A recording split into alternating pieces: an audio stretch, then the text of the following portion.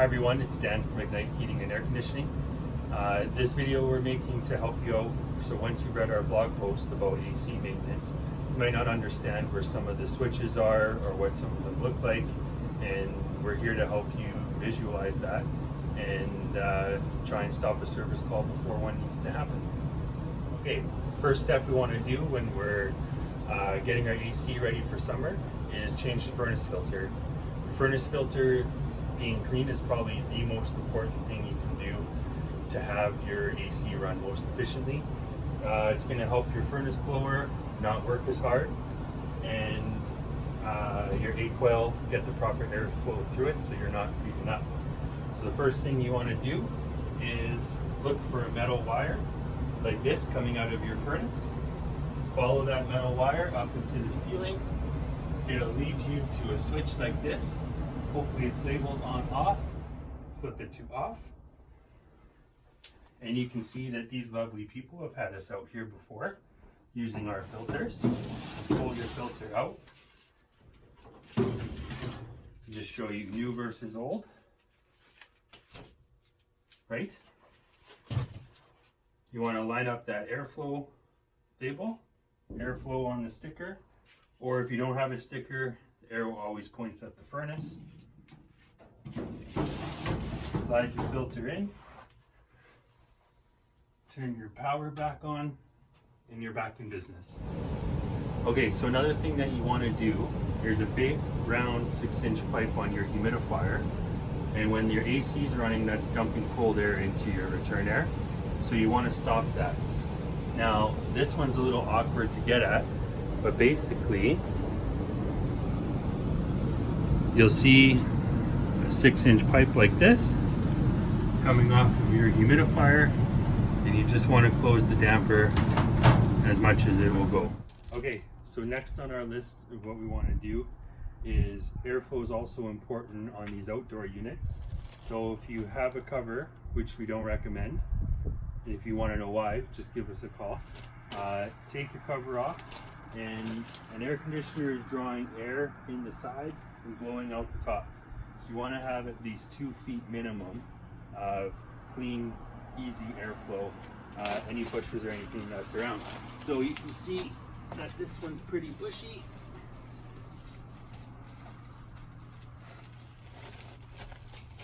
And now we have our 2 feet of clearance. Perfect. So what you're going to want to do, and we'll zoom in on this, is pollen gets drawn in the sides, and what we're going to do here is wash that off with a garden hose. So if you look through these little louvers, you can see the microchannel coil behind, and you'll see these little squiggles up and down. Now right now we see no dust at all on there, so we know that they're nice and clean. But if we zoom over here, you can see there's dust and pollen stuck in there, and we can't see those microchannel coils, which means there's no airflow going through. Okay, so we're about to spray down the unit, but we want to be safe because electricity, people, and water don't mix well. So this is your electrical disconnect. We'll flip it to off, close it up so it's sealed, and we're almost ready to spray the unit. Now, you don't need a lot of pressure. You don't want to bend any of those microchannel coils in there. So all you need to do is enough pressure with your thumb in the end of the hose, and you want to spray down at an angle and just wash that pollen down and out.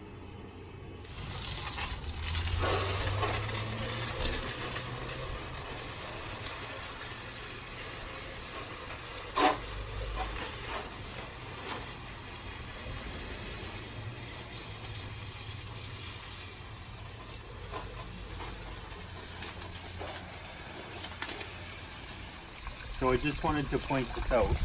In the unit, you can see the water actually coming through the coil, and that's how you know that you're actually clearing out that pollen.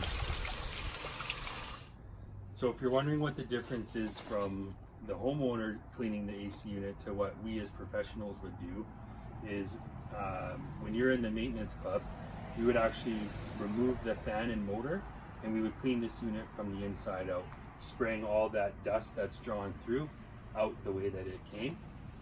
but I do not in any way recommend somebody who's not a professional doing it like that.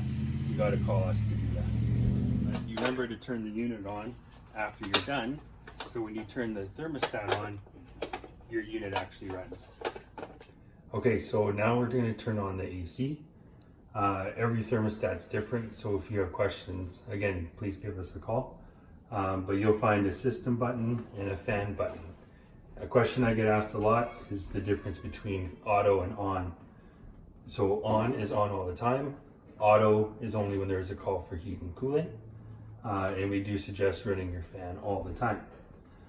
And so now you go to the system, heat, off, cool. Quite simply switch it to cool. And most thermostat or most houses, you're going to look for a temperature between 20 to 24 degrees.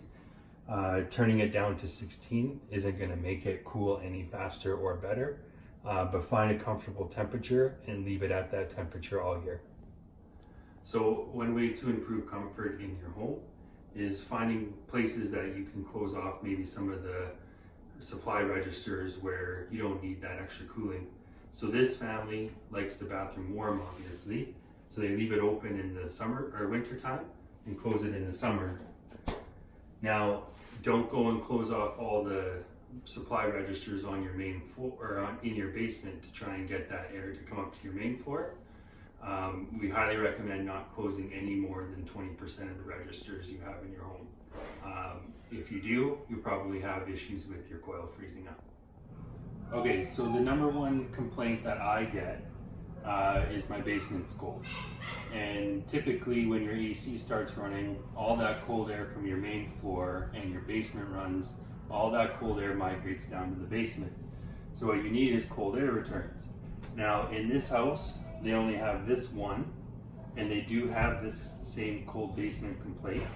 So I'm probably going to recommend that they make this bigger and possibly look at adding more return air to get all this cold air out of their basement and up into their bedrooms where they need it. So some houses might have a fan like you can see here. Changing the rotation on a fan like this so it redistributes that warm air that's caught up in your ceiling and moves that air out of there will help you feel more comfortable in your home. Now if this seemed like too much work, or all of this seems overwhelming, or doing this once a year just doesn't appeal to you, you can join our maintenance club and we can come out and do this for you. Go to our website, igniteheating.ca. There's lots of information on there about what the club package includes, and then you can fill out the contact form and we'll get back to you shortly about setting up